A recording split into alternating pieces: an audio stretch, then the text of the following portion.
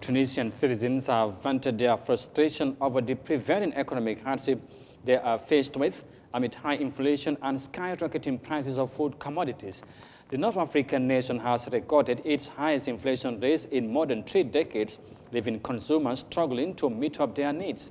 The government has, however, deploying measures to stem the public grievances over the economic turmoil. Let's have more details of that in this report.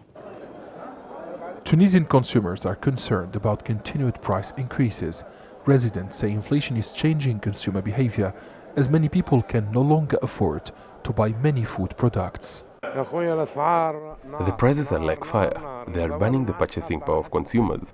Products are very expensive and scarce. I don't believe that inflation is around 9%. I feel it's much higher. The middle and low income classes are suffering. It's unbearable. With the current low salaries and the state plans to lift food subsidies, it will only get worse.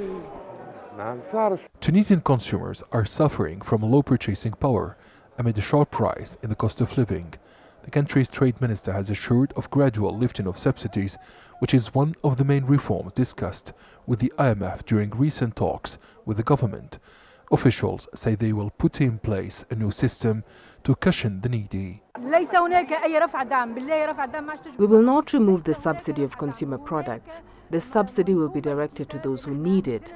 The food and energy subsidy is an important social pillar. It is necessary to preserve social peace in Tunisia by protecting the purchasing power of consumers. Instead of subsidizing prices, we will help those who need it directly, raise salaries and reduce food prices. Tunisia's head of state has acknowledged that the rising cost of living is affecting millions of consumers in the country amid the current economic turmoil. Meanwhile, the government has denied any plan to remove food subsidies. The objective of the Tunisian government is to implement structural reforms, including the reform of the subsidy system. We will improve the governance of the subsidy system by targeting the social classes that need it the most. We need to increase production and improve the economic situation to improve the purchasing power and the living conditions of the population.